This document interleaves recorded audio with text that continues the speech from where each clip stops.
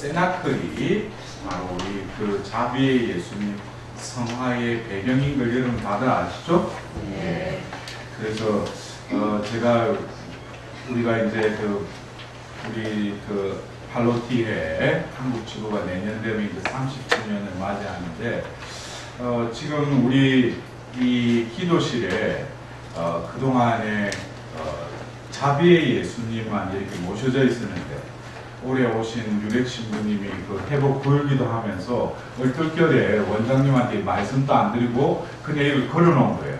그래가지고 초지에 이 기도실이 세나클인데 바로 이 자비의 예수님이 나신 세나클에서 이제는 뭐예요? 이 회복의 세나클, 기도와 회복의 세나클로 이제 우리가 이렇게 넘어가야 된다는 거예요. 그래서 보통 이렇게 배너를 이렇게 설치하고 있는데 오늘은 그냥 성화가 걸려져 있어서 아주 편한 것 같아요. 예. 그래 우리 또 오늘 이번 달 우리에게 주실 또 그 가르침을 사제를 통해서 또 온전히 우리가 그 말씀을 잘 듣고 또 마음 안에서 그분의 열매를 맺을 수 있도록 우리 그 가르침 시작하도록 하겠습니다. 성부와 성자와 성령의 이름으로 아멘. 묵시록의 말씀입니다. 내가 또 보니 어린 양이 시온산 위에 서 계셨습니다.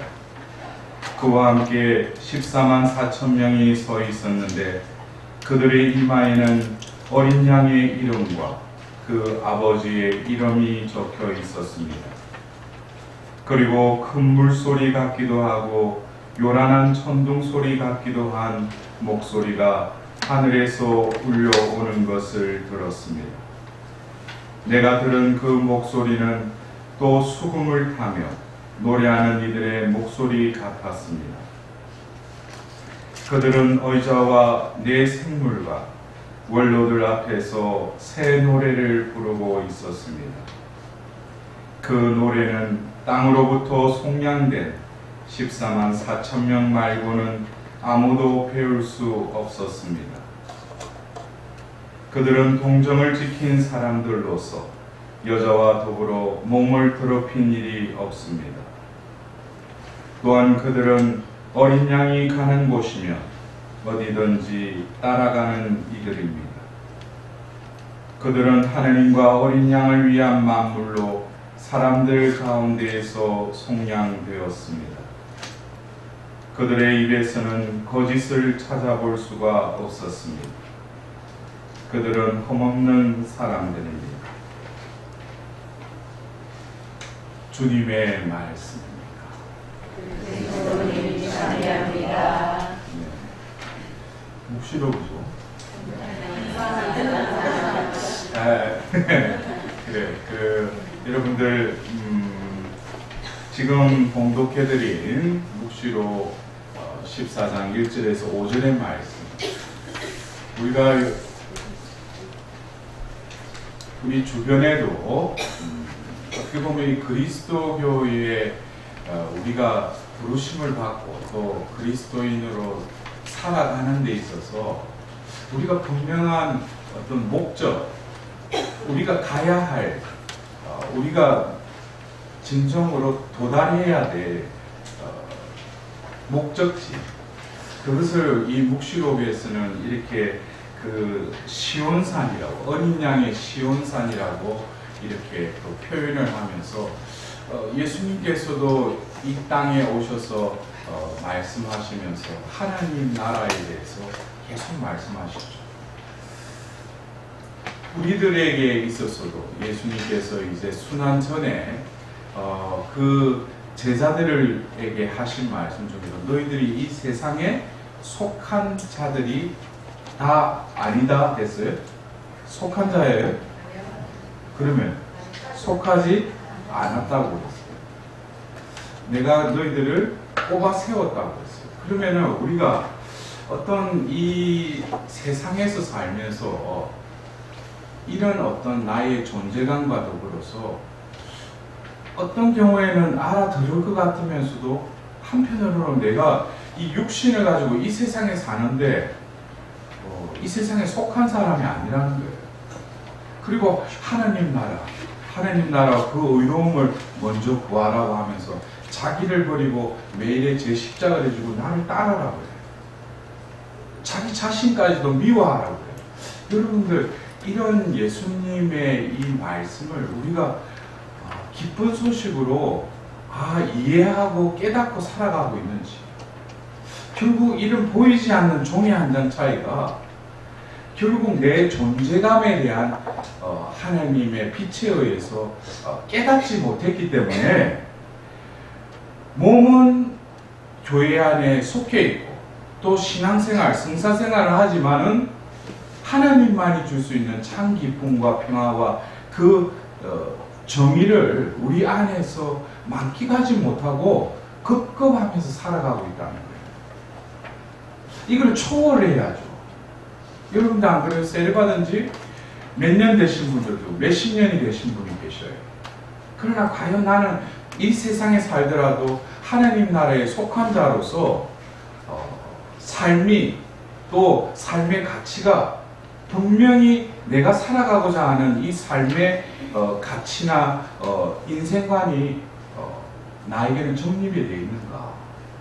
그래서 이제 나이가 이제 우리가 하나님 만날 때가 이제 가까이 오면은 당신이 왜 사느냐 그러면 분명히 한 귀절로 하나님께 고백할 수 있어요. 왜 사느냐고.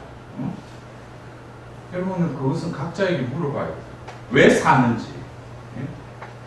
아직까지도 자기라는 이 존재의 급급에서 매몰되어서 살아간다면 그 사람은 아직까지 뭐겠어요? 세상에서 아직 벗어나지 못한 거지.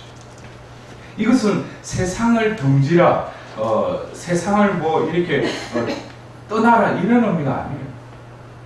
분명히 하나님은 우리를 이 세속에 우리의 몸을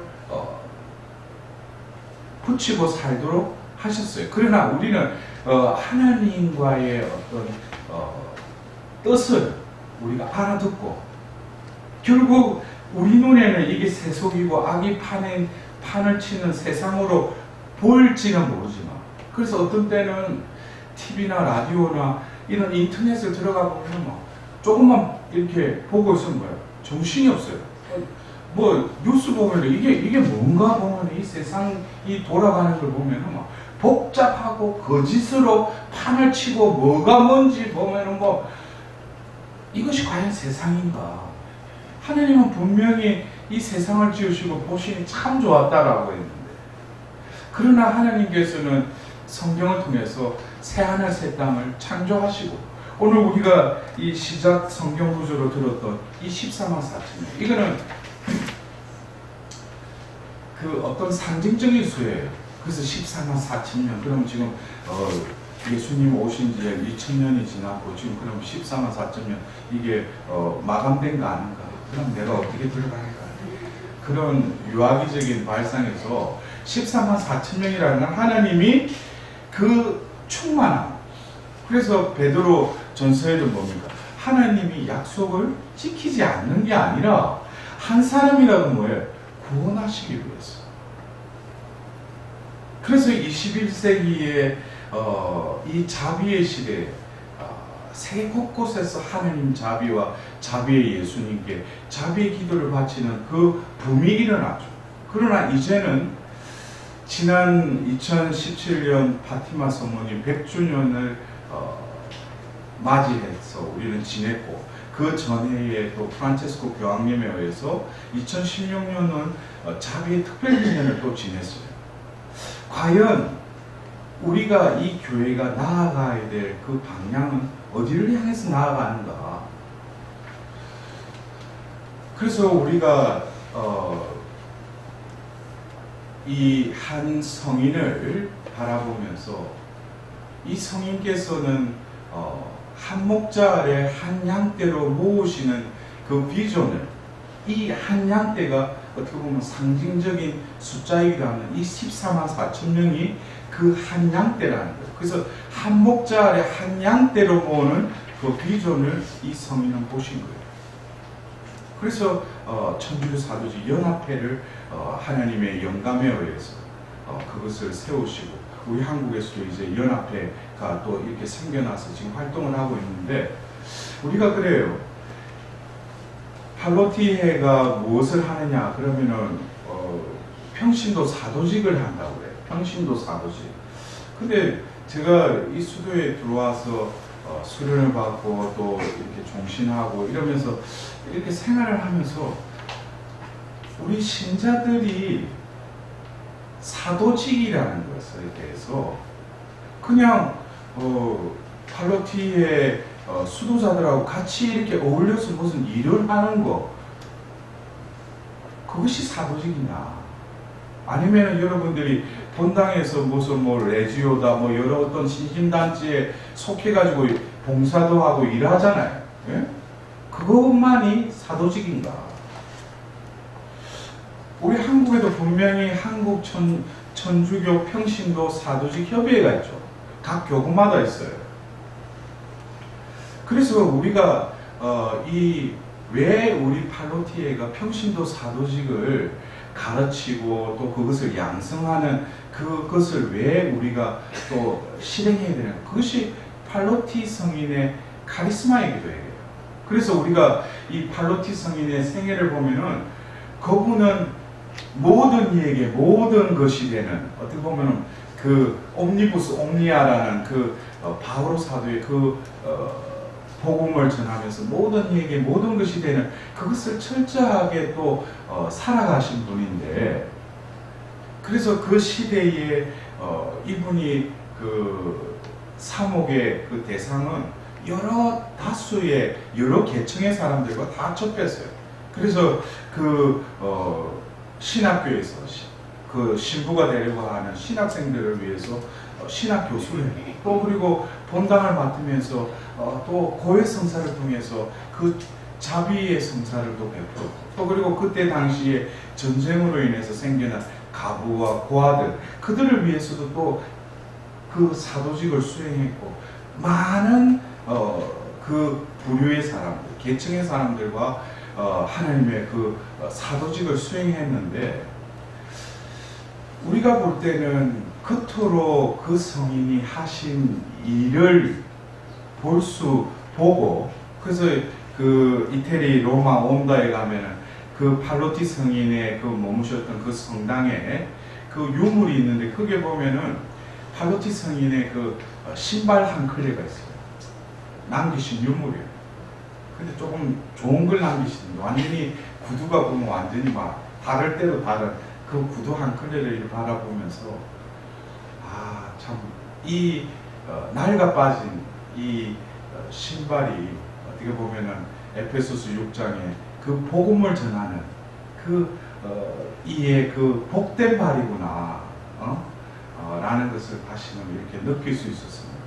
오늘 여러분들과 이제 이 사도들의 모호 그룹에서 우리가 이 회원으로서 살아가면서 우리 지금 우리 연합회원들이 그 매달 이 수원 지역은 5번에 걸쳐서 모임을 이렇게 가지는데, 이번 달에 우리가 또 나눔의 주제가 그 천주교 사도직 연합회의 모델인 세나클에 대해서 또 이렇게 나눔을 했어요. 저는 참 이게 하나님이 참 묘하시다는 게, 제가 어떤 이런 팔로티 서적이나 우리 수도회의 영성 서적을 읽고 제가 이 사도들의 모호 그룹의 세나클 강의를 한 것이 아니에요.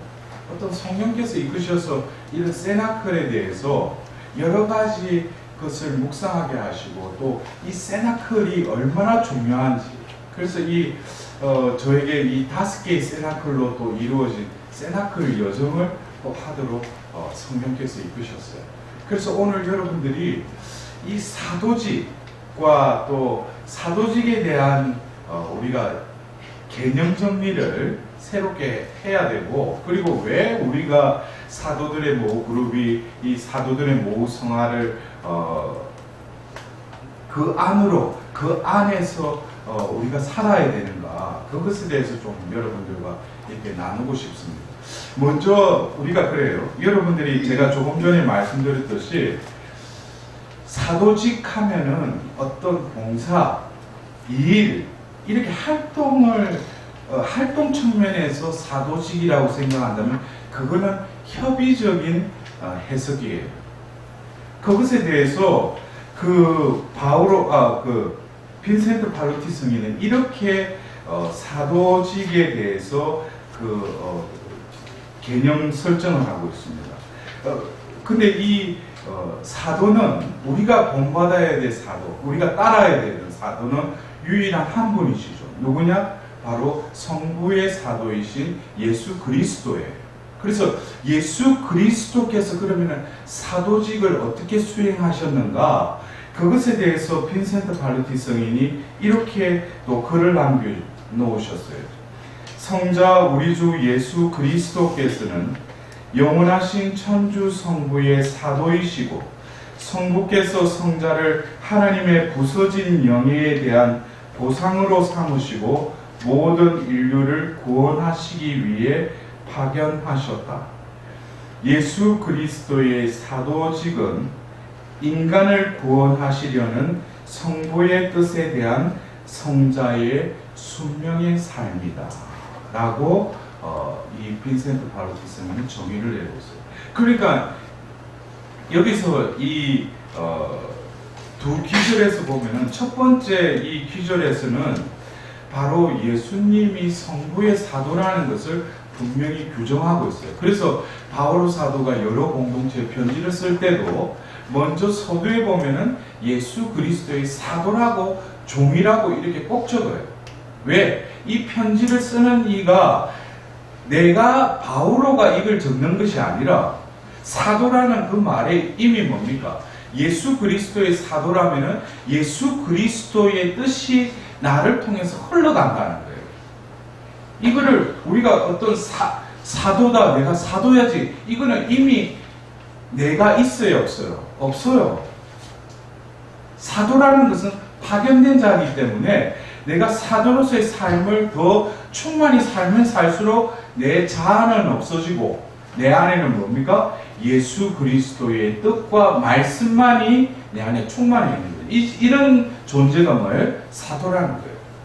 그러면은 이 하나님께서는, 아버지께서는 예수님을 분명히 보내신 뜻이 있다는 거예요. 거기에 대해서 발로티 성인은 하나님의 부서진 영예에 대한 보상으로 삼으시고 모든 인류를 구원하시기 위해 파견하시다. 이것은 사도라는 것은 또 어떤 그 보내신 분의 분명한 사명, 뜻이 있다는 거예요. 그를 그냥 사도로 삼은 게 아니에요. 너 보니까 쓸만한데 하고 너 사도가 되라 이런 게 아니고, 부르실 때는 이미 그를 통해서 사명이 주어져 있고 그가 또 이루어야 될 하나님의 뜻이 있다는 거예요. 이걸 분명히 우리가 아셔야 돼요.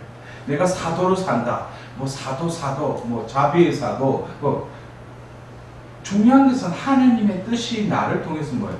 이루어져야죠. 그렇다면 그 뜻이 이루어지는 데 있어서 사도직은, 결국 예수 그리스도의 사도직은 인간을 구원하시려는 성부의 뜻에 대한 성자의 순명의 뭐라고요? 삶이라고 했어요. 사도직은 어떤 시간에 내가 시간 내서 무슨 일을 하고 봉사하고 그것만이 사도직이 아니라 성부의 뜻에 순명하는 모든 삶이 사도직이라는 거예요. 그러면은 우리가 오늘 아침을 되돌아보면은 아침에 피곤해가 일어나기 싫은데 아침에 어떻게 눈이 떴어? 내가 뜬 것 같지만 뜨게 해주셨지. 그러면 숨을 내가 몰아쉬고 뱉으면서 여러분들 무슨 생각을 하셨어요? 나를 다시금 부활케 하신 하나님 참 받으소서 하면서 성문을 끄면서 내가 벌떡 일어나야지. 일어났으면은 화장실에 일단 갔다 오고 그 다음에 뭐야? 앉아서 내가 오늘 하루를 살고 싶다고 해서 내가 살 수 있는 하루예요? 아니죠. 바로 고린도전서 6장 2절에 오늘이 바로 자비의 때요 구원의 날이라는 거예요. 이것을 하나님은 다시금 유예 기간으로 오늘 하루를 새 하늘 새 땅을 나에게 선물로 주신 거예요.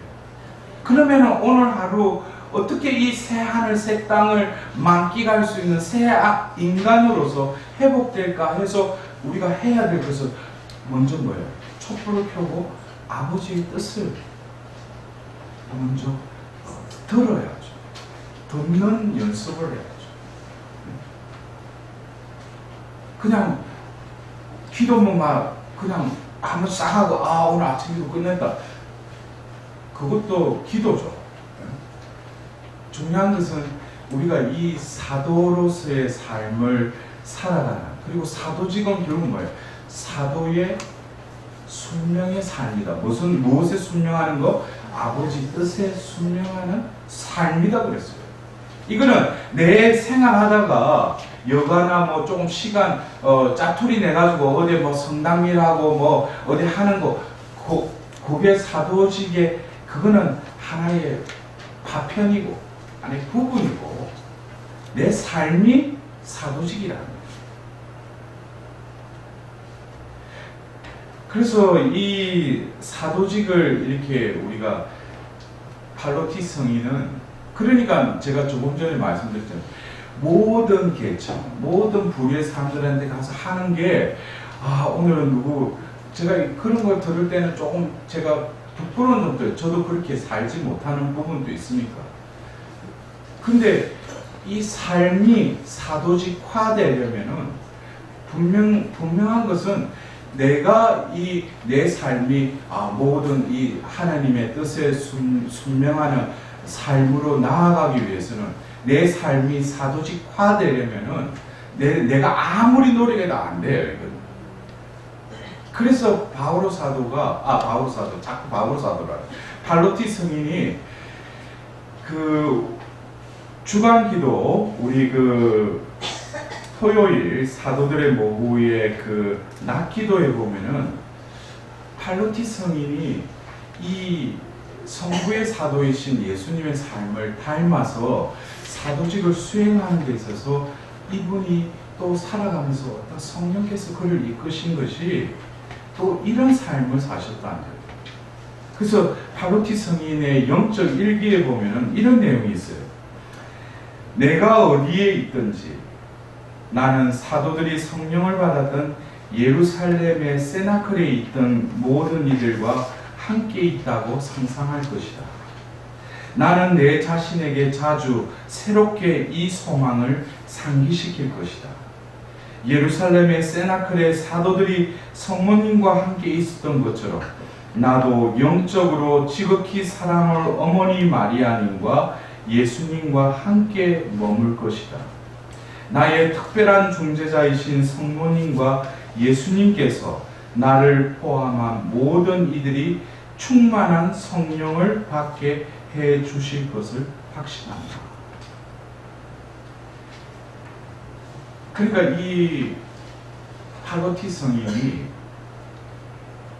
살아생전에 자신이 분명 그 하나님으로 받았던 그 사명, 세례받은 모든 이들을 사도로 만들어라. 이것을 어떻게 그러면은 만나서 당신은 사도입니다. 사도 삼창 그러면 사도 그러면 내가 사도가 되느냐?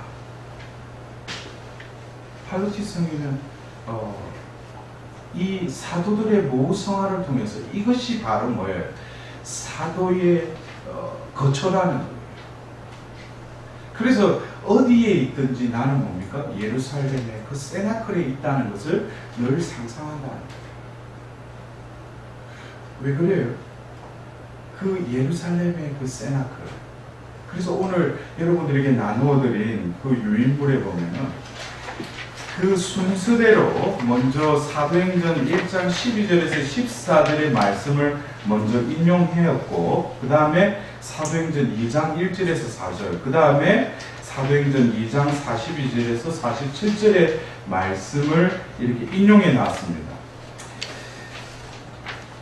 우리가 이 세나클, 이 사도행전 1장 13절에는 성 안에 들어간 그들은 자기들이 묵고 있던 위청방으로 올라갔다. 이 위청방, 이 위청방은 공간복음에 나오는 예수님께서 이미 알려주신 물동이를 메고 있는 그 사람에게 가서 파스카 음식을 차릴 방을 물으면은 이미 뭐예요? 이미 마련된 큰 위청방이 있을 것이다. 그러니까 제자들이 가서 보니 과연 그대로였다 그랬어요. 그러니까 이미 마련된 이 방에 이곳 이게 세나클이죠. 이곳에서 예수님께서는 파스카 음식을 나누시고 제자들이 발을 씻기시고 또 사랑의 계명을 주시고 성령을 약속하시고 또 플러스 뭐예요? 자기 자신을 위해서 제자들을 위해서 제자들의 말을 믿고 듣고 믿는 이들을 위해서 예수님께서 기도하시고 이었고 뭐예요? 이제 겟세마네로 가시죠. 그리고 잡혀가시죠. 그리고 죽으시고 부활하십니다. 그리고 예수님께서 부활하시고 그 주간 첫날 저녁에 예수님이 또 어떻게 그들이 묵고 있던 이 청방에 나타나셔요. 예수님이 바로 부활하신 그날에 세나클에 또 나타나신다. 이것은 우리가 그 자비의 구일기도를 어떤 여러 부류의 계층을 위해서 기도하는 지향으로 구일기도를 지내지만 제가 올해 그 구일기도를 처음으로 이렇게 주관하면서 왜 이 9일이 왜 중요한가? 이것은 3일의 갭을 예수님은 빨리 그들에게 전하고 싶었던 거예요. 그것이 바로 뭐냐? 성금요일날 오후 3시에 늑방에 찔린 그 옆구리의 상처로부터 피와 물이 쏟은 그 자비를 그 제자들에게 부어주기 위해서요. 그래서 그 세나클에서 예수님이 성령을 받아라 하시면서 그들에게 숨을 내쉬면서 자비를 베풀어 주십니다. 이것이 바로 자비의 세나클이죠.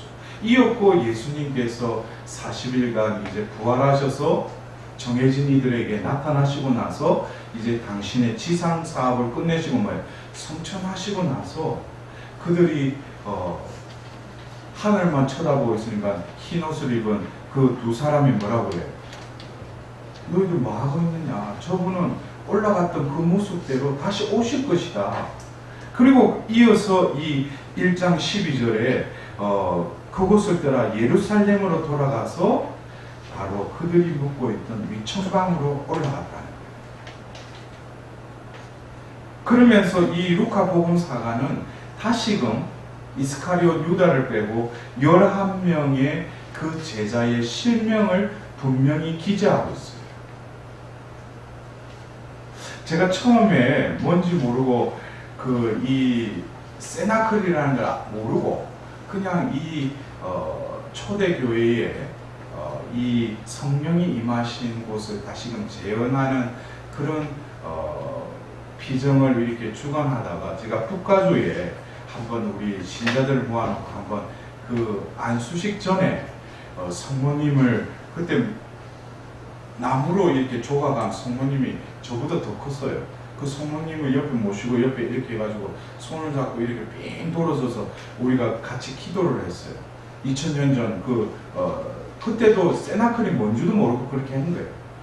근데 그 비정을 끝내고 어떤 자매님이 그 드라마 그 시나리오를 적는 자매님인데 그 자매님이 어떤 한 시를 본 거예요. 그 자리에 12사도가 있었던 걸 본 거예요. 근데 한 명이 빠졌다가 뭐예요? 마티아로 채워졌죠. 그래서 바로 그 자리에 12사도가 있는 거를 한 시를 통해서 본 거예요. 그게 뭐 성령에서 오는 건지 아니면 상상력인지 그건 모르지만 그러면서 바로 성모님을 통하여 이렇게 성령이 우리에게 또 이렇게 전달되는 것을 또 바라보게 됩니다. 그러면서 이게 뭔가가 있구나. 이곳이 바로 하나님께서는 2000년 전 그 성령이 임한 곳으로 트랜스피규레이션이 아니라 트랜스포메이션, 변모를 시키시고 그래서 결국에는 우리가 지금 해야 될 것은 바로 이 세나클이 어떤 이 키워드라는 거예요. 지금 우리가 사도의 삶을 살아가는 데 있어서는 바로 팔로티 성인이 했던 식대로 우리도 이 세나클에 있다는 것을 늘 뭐예요? 상상해야 돼요. 근데 제가 언급했던 이 세 개의 그 성경 구절은 연대기적으로 1장 12절에서 14절은 아직까지 뭡니까? 성령이 오시기 전에 그들이 세나클에 모여있는 모습. 그 다음에 성령이 임한 바로 사도행전 2장 1절에서 4절의 그 모습. 그리고 성령을 받은 이들의 삶을 바로 초대교회의 삶을 우리는 세 번째 기절을 통해서 이렇게 바라볼 겁니다. 이 세 기절을 통해서 우리는 세나클에 머무르면서도 우리는 다시금 오늘 하루를 시작하면서 세나클로 나아가서 세나클에 머무를 때는 먼저 이 사도행전 1장 14절에 여러 여자와 예수님의 어머니와 그분의 형제들과 함께 한 마음으로 기도에 전념하였다라는 그런 그들과 함께 그곳에 머물러야 돼요. 왜? 특히 내가 사도직을 수행하려면 오늘 하루를 살아가려면은 먼저 내 힘으로 내 계획으로 오늘 하루를 사는 것이 아니라 하나님의 그 뜻이 나에게 지금은 단박에 내가 오늘 뭘 해라 그래 되면 이 땅에 있을 필요가 없지. 그거를 듣는 연습을 해요. 근데 제 같은 경우에는 그 순간에는 무슨 말씀을 했는데 그 뜻이 뭔지는 잘 몰라요. 그러나 내 영은 알아들었지. 근데 그것을 영에 의해서 성령이 이끄신 대로 하다 보면 하루에 일을 다 마치고 다시금 세나클로 가서 머물러 있으면 뭐겠어요? 하나님이 오늘 나를 어떻게 이끌어 가시는지를 비로소 내가 깨닫게 되는 거예요. 근데 어떤 경우에는 내 영을 통해서 저에게 어떻게 하라고 하면 그 뜻을 가르쳐 주시게 돼요. 그런데 이것에 익숙해져야 돼요. 그냥 오늘 하루 날짜 보고 오늘 몇 시에 누구 만나고 뭐하고 오늘 오후에 팔로티에 가서 하고 그거 자칫하면 자기의 하루예요. 하나님이 선물로 주신 하루가 아니라는 거예요. 우리는 지극히 뭐예요? 수동적이 돼야 돼요. 먼저 세나클에 가서 바로 성령님과 함께 아버지의 뜻을 구하는 이 사도행전 1장 14절의 이 세나클의 머금에 우리도 머물러야 된다. 이 머무름은 바로 자신의 정화의 시간입니다. 자신이 또 자기 뜻대로 살아가고 있구나. 자기 마음대로 살아가고 있구나. 그것을 하나님의 빛에 의해서 바라보고 정화하는 시기이게 됩니다. 이 시간이 우리에게는 아주 필요해요. 이 시간에 우리는 다시금 뭐예요? 내 지향과 원의를 순화시켜야 돼요. 이 과정이 관가돼 버리면은 일을 하고 봉사를 하고 하더라도 뭐예요? 이게 에너지가 주어지지 않아요. 그러면은 자기 힘으로 해요. 자기 탤런트로 해요. 성령의 은사로 하는 것이 아니라. 그 많은 경우 이러한 준비 단계가 없으니까 일 끝내고 나서 뭐예요? 열매가 없는 거예요. 끝나고 나서 뭐예요?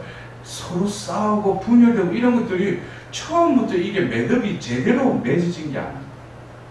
내 원의와 지향은 뭡니까? 하나님이 세나클에 머물러 있으면 다시금 제가 깨달아야죠. 나는 나를 위해서 사는 것이 아니라 아버지의 뜻을 이루기 위해서 살아가는 존재구나. 오늘도 제가 그랬어요. 아침 기도 때 주님, 제가 보잘것없는 종입니다.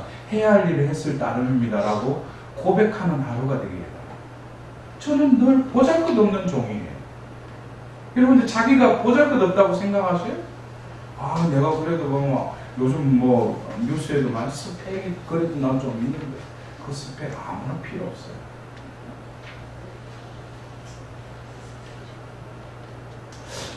우리가 이 첫 번째 단락의 이 세나클의 머금은 바로 내 취향을 하나님의 영광을 위해서 온전한 방향 시험을 다시금 다지는 세나클의 머금입니다.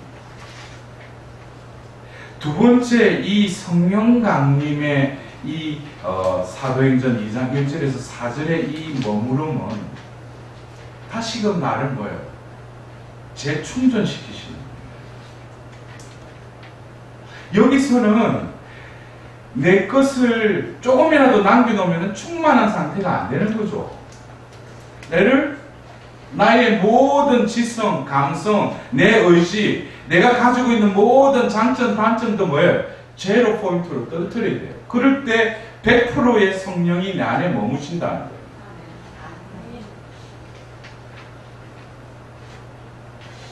여러분들, 이 성령께서는 우리가 무슨 기적 일으키고 뭐 하는, 제가 그래서 어떤 때는 가면은 좀 안 좋아하는 사람들도 있어요. 왜냐면 성령 하면은 뭔가 느껴야 되는데 조심해 자꾸 충만하고 자기 비우라고 그러니까.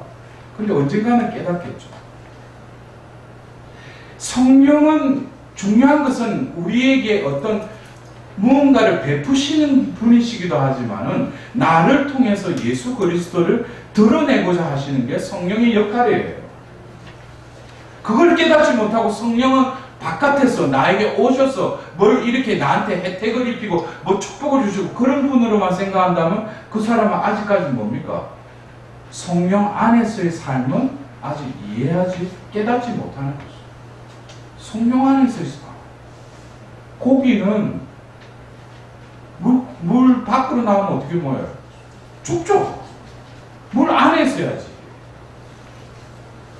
우리들도 그 현존의 그 바다 속으로 빠져들어서 거기에서 숨쉬면서 연명하고 살아갈 수 있도록 하나님이 우리를 부르신 거예요.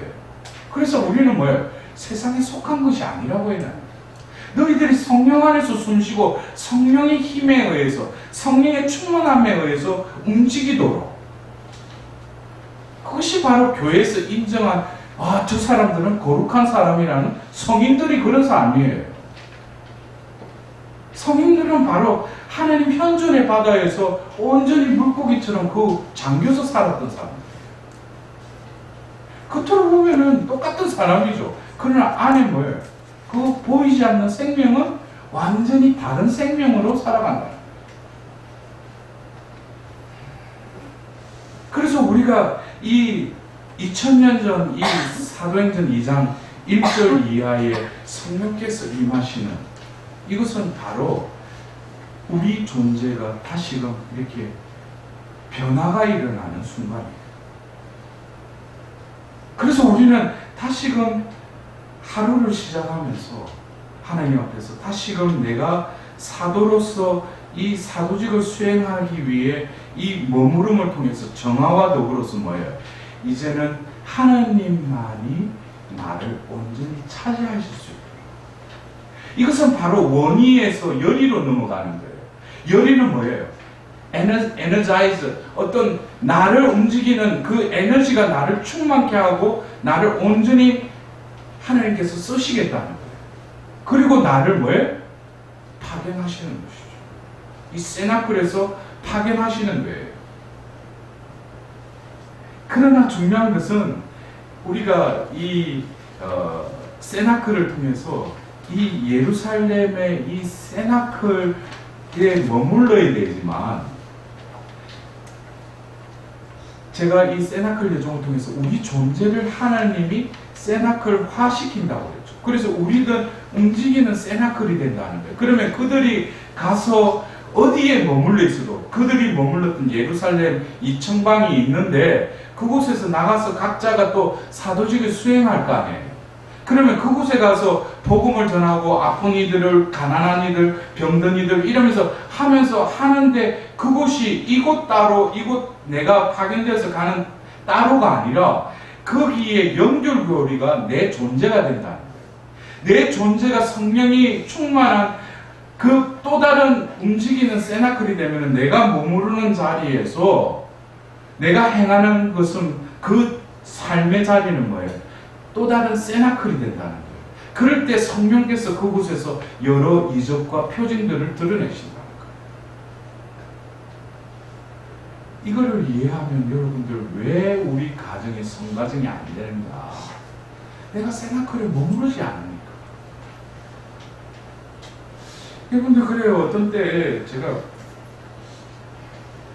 안수할 때 보면 이렇게 막 앞에서 이렇게 보통 저는 뒤통수에다 이렇게 하는데 앞에 어떤 데 하다 보면은 아유 뭐 식사를 뭘 했는지 뭐 마늘 냄새하고 막 이러고 그러면 막 이거 안수하다가도 이렇게 안수한다고요. 냄새가 나니까. 냄새가 왜? 숨을 통해서 나오는 거잖아요. 우리가 하나님의 성령께서 내 안에 충만하시면은 그 숨이 뭐예요? 말씀을 통해서 내가 어떤 행위를 할 때 그 생명의 숨이 뭐예요? 함께 하시는 거죠. 여러분들 그래요. 어떤 때 이렇게 막 안수를 하든지 내가 은총을 받을 때 바깥에서 왔다고 생각하면 그것은 은총은 바깥에서 오기도 하죠. 그러나 은총의 권은지는 내 존재 안에 이미 있어요. 그래서 우리가 안수할 때 내가 막 찌릿찌릿하고 이게 뭐 성령이 막 확 와서 뭐 내가 이래 그거보다도 내 안에 이미 계신 성령과 그 성령이 이렇게 통하는 거예요. 이거는 어떻게 보면 자석과 또 다른 거기에 자석이 딱 붙듯이 내 안에 그 권한이 이미 있는데 내가 그렇다면 어떤 사람들은 냉담을 오래 하다가 어느 날 미사에 가서 앉아있는데 뭐 성가 좀 보는데 눈물이 찌르려 해서 막 확 통곡을 하고 보면 은총 받았다고 그래요. 근데 그 순간에 뭐예요? 자기 원의와 자기 의지와 다르게 내 안에 탄식하시는 그 성령이 때가 됐으니까 그 성령께서 나를 재촉하면서 그 하나님 함께 하시는 하나님이 그게 딱 통과가 되니까 교통이 이루어지니까 내가 그냥 거기에 전율을 느끼고 은총을 느끼는 거예요. 그냥 바깥에서만 뭐 은총이 내리고 그건 아직까지 뭐예요? 내 존재됨을 모르는 내 존재는 하나님이 나를 가려서 나의 존재로 이미 소유물로 삼으시는 사람이에요. 그래서 제가 어떤 때 뭐 우리가 고해성사할 때 보면 뭐 사제들끼리 그러잖아요. 판공 끝나면 야 이번에 대우 엮었다 그러면 30년 낸다, 40년 낸다. 근데 그들에게 저는 훈안할 때 그래요. 당신은 떠나 있었다고 그러지만 하나님은 늘 함께 하셨다. 늘 당신과 함께 있다. 근데 30년, 40년 만에 다시금 고해성에 들어와가지고 눈물 흘리면서 그것은 어떻게 보면 그 하나님의 방법은 몰라요. 그러나 우리 안에 탄식하시지만은 내가 알아듣는다 못 알아듣는다? 못 알아들어요. 그래서 회개의 삶은 내가 하나님 안에서 열심히 살아야지 그건 아직 회개의 초보 단계예요. 자기 의지로 하려고 합니다. 성령께 순명하고 숨 쉴 때마다 하나님 현존 안에서 하는 거 그게 회개의 삶이에요. 결국 그들이 바로 머물렀던 이 청방 그들이 파견되어서 또 다른 세나클을 구축하는 것을 우리는 사도행전 2장 42절에서 47절 이것이 우리가 초대교회의 모습이라고 그러죠. 그리고 1963년부터 열린 제2차 바티칸 공의회에 결국 여러 어떤 기조 중에 하나가 뭡니까? 초대교회로 돌아가자는 거예요. 초대교회로 돌아가자고 해가지고 뭐 초대교회 그 형태로 돌아가자는 게 아니에요. 교회의 주인은 성령이셔요. 성령이 각 사람들에게 임했고 바로 하나님 거처로 그들이 또다시 파견되어서 그들이 머무는 곳은 다시 뭐예요? 하나님 거처가 되고 하나님 나라가 되고 하나님 나라의 복음이 선포되는 그것이 뭐예요? 교회의 신비예요. 그러나 우리 존재가 변화되지 않으면 우뚝우뚝 솟은 교회 건물이 아무리 많아져도 뭐겠어요? 수천 년간 그 전성기를 이루었던 중세의 유럽의 성당이 지금 어떻습니까? 겉은 어떻게 이렇게 지을 수 있는가? 안에 들어가 보면 뭐예요? 텅텅 비어 있잖아요. 작년에 그 어리어리하고 그 잘 지었던 프랑스의 노트르담 대성당이 뭐예요? 불 한 번 나니까 다 없어져 버리죠. 저는 한일 신비 5단에 잃어버린 그 예수님을 찾아 헤매시는 그 성모님의 애절한 마음을 한일 신부의 5단을 받으면서 지금은 성모님이 예수님 찾아다닐 때가 아니에요. 잃어버린 자녀들을 찾아다니는 거죠. 우리가 초대교회의 모습을 보면은 어떻게 이렇게 살 수 있는가? 특히 우리 한국의 자본주의 사회에서 어떻게 이렇게 살 수 있어요? 여러분들, 우리 42절부터 한번 이렇게 읽어봅시다. 그들은 사도들의 가르침을 받고 친교를 이루며 빵을 떼어 나누고 기도하는 일에 전념하였다. 그리고 사도들을 통하여 많은 이적과 표징이 일어나므로 사람들은 저마다 두려움에 사로잡혔다. 신자들은 모두 함께 지내며 모든 것을 공동으로 소유하였다. 그리고 재산과 재물을 팔아 모든 사람에게 저마다 필요한 대로 나누어 주곤 하였다.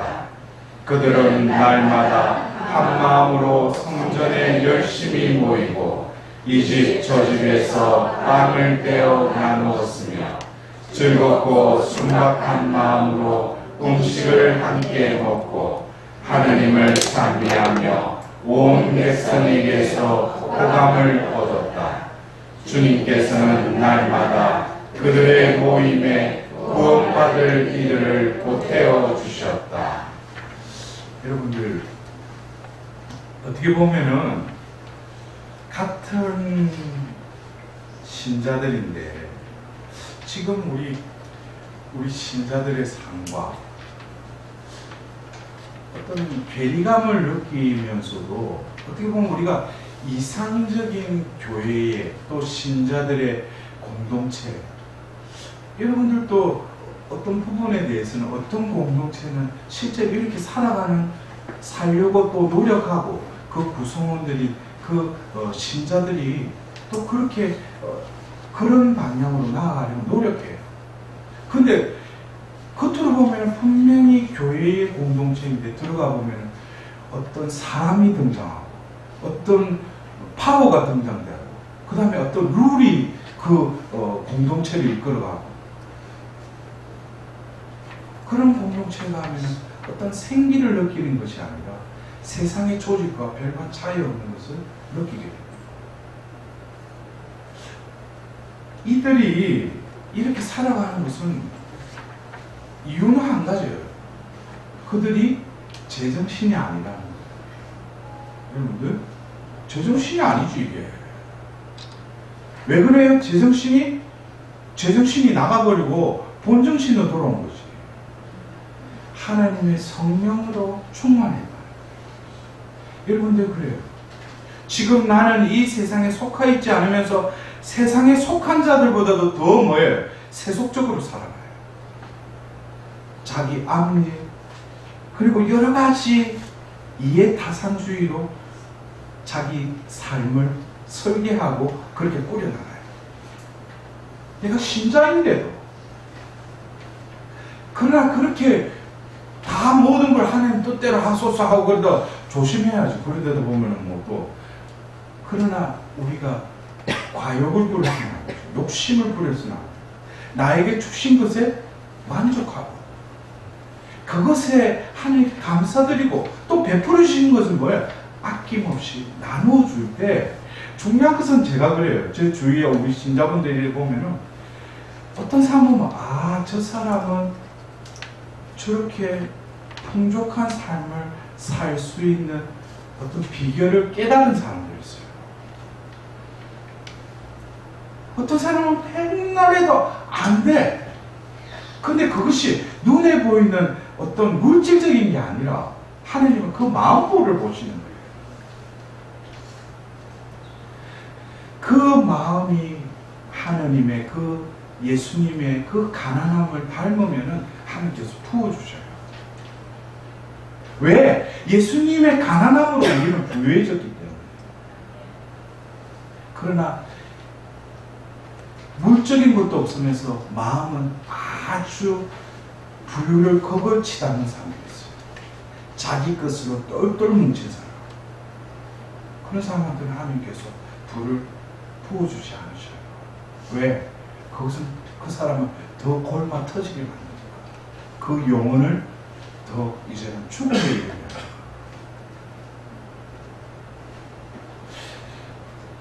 어떻게 보면은 이 삶을 보면은 그들이 자기를 위해서 사는 것이 아니라 하나님 나라를 위해서, 하나님 영광을 위해서, 그렇게 누가 이렇게 교육시킨 것도 아니고 사도들을 통해서 가르침을 받고 또 표징과 이적을 보면서 그들이 두려움을 느꼈다라는 것은 바로 뭡니까? 하나님의 현존에 깨어 있었다는 거예요. 영적인 것에 길들여져 있었다는 거예요. 여기서 말하는 두려움은 공포심하고 틀린 거예요. 어떤 때는 그러죠. 하나님이 두려운 줄 알아. 근데 그 말을 듣고 아무런 감각이 없죠. 그러나 하나님 두려운 줄을 내 영이 깨어나면 알아들어요. 하나님이 두려운 게 뭔지. 이거는 그냥 하나님이 무섭고 보면 나에게 진노하시는 그런 두려움이 아니라 하나님이 얼마나 사랑 자체이시고 내가 죄를 그만큼 지었는데도 끊임없이 자비를 베풀어 주시고 용서해 주시고 위로해 주시고 다시 일으켜 주신 그 마음을 내가 알기 때문에 내가 감히 또 옛날로 또 죄로 기울 수 없는 거예요. 그것이 주님을 두려워하는 거예요. 그래서 하나님께서는 보면 주님께서는 날마다 그들의 모임에 구원받을 이들을 보태어 주셨다. 여러분들 그래요? 구원받을 이들을 보태어 주셨다. 이것은 결국 뭡니까? 우리가 머무르고 있는 이 공동체도 뭐예요? 한 사람이 왔을 때 어떤 한 사람이 온 것이 아니라 하나님이 이 공동체들을 통해서 그 사람을 어떻게 구원하기 위해서 그 사람을 보내시는 거예요. 그래서 그 사람을 소중히 맞이하고 그에게 필요한 것이 무엇인지 마음과 기도로서 그들의 마음의 문을 열고 이 공동체는 뭔가 틀리구나. 우리는 다시금 이 세 번째 인용한 이 사도행전 2장 42절에서 이 47절을 우리 교회 안에서 우리 형제 자매들이 좋기도 좋으시고 얼마나 좋은가 하면서 우리가 그 성가에처럼 세상 사람들이 살아가고자 하는 그런 것이 아니라 하나님의 성령 안에서 하나님의 그 축복 안에서 서로 나누는 서로 또 기도하는 하나님을 찬미하는 그런 공동체가 되어야 될 것이죠. 이것이 결국 오늘 제가 인용한 이 첫 번째 사도행전 1장 14절은 원리를 내 취향을 정화하는 세나클의 머무름의 단계라면 두 번째 성령이 임하신 이 자리는 다시금 내 힘과 내 의지가 아니라 하나님의 그 힘으로 또 하나님의 의지로 내가 완전히 변화가 일어나는 열의가 붙는 그 단계라면 이 세 번째 단락은 결국 뭐겠어요? 하나님께서 모든 것을 베풀어 주셨다는 것을 우리가 알고 결국에는 뭡니까? 하나님께 온전한 영광을 되돌려드리는 그 세나클이라는 거예요. 그래서 그 빈센트 발로티 스님이 아침에도 세나클, 낮에도 세나클, 자기 먹는 것도 세나클, 또 밤에 잘 때도 보면 세나클. 여러분들 또 그래요. 제가 이게 참 이 세나클이 결국 이어지는 어떤 시대에는 어떤 대박의 어떤 키워드예요. 이 세나클은 현존의 성삼위 하나님의 현존의 자리요, 성모님의 자리예요. 그래서 여러분들 채나콜로 지금 우리 한국의 그 코피 사제를 통해서 성모님의 메시지에 여러 군데에 뭐예요? 이 세나클로 모든 인류를 모아드리라고 그러죠. 그거를 깨달아야 돼요. 왜? 이 세나클을 통해서 하나님 뭐겠어요? 새하늘 새 땅을 창조하신다. 그러나 그것은 어떤 뭉퉁구리 해가지고 하나님이 확 바꾸는 게 아니고 먼저 당신이 뽑으신 한 사람 한 사람들 남은 자들을 하나님께 부르셔요. 그리고 그들을 뭐예요? 세나클을 장착을 시켜서 그들이 가정 안에서 또 이웃에게 자기들이 한 것도 없고 이제는 제가 그래요. 이러한 세나클의 사도직 이거를 여러분들이 깨닫고 나서 그 다음은 뭐예요? 세나클의 삶으로 들어가야 되죠. 그래서 지금 여러분들이 이 사도들의 모그룹의 50일 여정을 통해서 자비 여정, 회복 여정, 성모님의 그 자비의 어머니, 회복의 어머니를 우리가 이 시대의 징표로 그거를 한번 이렇게 여정을 갔다면 그 다음에 뭐예요? 이제 세나클로 들어가야 되는 거예요. 그리고 그 다음 단계가 이제 세나클 안에 머무는 연습과 더불어서 세나클의 삶으로 살아갈 때 이것이 바로 그리스도인들의 영성의 삶이 되는 거예요. 제가 여러분들 말씀드리죠. 영성을 음성으로 이해하는 사람들이 많아. 많은 이들이 무슨 많이 배우고 많이 알면은 영성을 자기가 깨달은 줄 알아. 오히려 그것이 어느 단계까지는 지성적인 성화를 위해서 배우래. 그러나 오히려 배운 게 오히려 더 복잡하게 되는 거죠. 결국 그리스도교의 영성 생활은 뭡니까? 제가 매번 말씀드린 갈라티아서 2장 20절 이제는 내가 사는 것이 아니라 그리스도께서 내 안에 사십니다. 이것이 그리스도교 영성 생활이에요. 아주 심플하죠. 내가 사는 게 아니라 그러려면 어떻게 돼? 자기를 먼저 직면하고 나라는 존재가 가짜라는 걸 깨닫고 빨리 그거를 포기하고 부정하고 버림으로써 죽음으로써 어떻게 진정한 나가 되는 것이죠. 그것이 바로 뭐예요? 원래 하나님께서 창조하신 그 피조물대로 회복이 되는 거예요. 그리고 그 삶을 살아가려면 바로 2000년 전 하나님이시면서 왜 육을 취하셔서 이 땅에 오셨는가? 그것은 하나님께서 인간을 회복시키기 위해서 인간을 창조하신 분이 사람이 되셔서 이 땅에 머무셨다는 거예요. 그분의 삶은 바로 원래 하나님이 여섯째 날 창조한 그 아담과 하와가 살아가야 될 삶을 바로 2000년 전에 예수님이 이 땅에서 보여주신 거예요. 그 삶을 바로 팔로티 성인은 성부의 사도로 보신 거예요. 그래서 우리에게 뭐예요? 사도의 삶을 살아가려면은 예수님의 삶을 온전히 닮아야 된다. 그럼 예수님의 삶을 담는 것은 결국 우리가 피조물로 회복되는 거예요. 창조된 피조물로 회복되는 게 바로 우리가 구원의 조건이에요. 그것을 누가 도와주셔요? 바로 세나클에 함께 하시는 사도들의 모이신 성모님께서 나에게 동원해라. 내가 내 아들 예수께로 너희들을 이끌겠다. 이제는 뭐예요? 의탁의 삶을 제발 좀 살아가라. 네가 살지 말고 네 이름 석자, 네가 이때까지 살아온 스펙들, 경력들 그거 하나님 앞에서는 아무것도 아니다는 거예요. 자꾸 옛날에 뭐 했는데 옛날에 소실적에 뭐 했는데 그래서 네 존재가 바뀌었냐 이거예요. 여러분들 오늘 우리가 첫 성경 구절로 공독해드린 이 묵시록 14장의 이 14만 4천 여러분들 그렇습니다.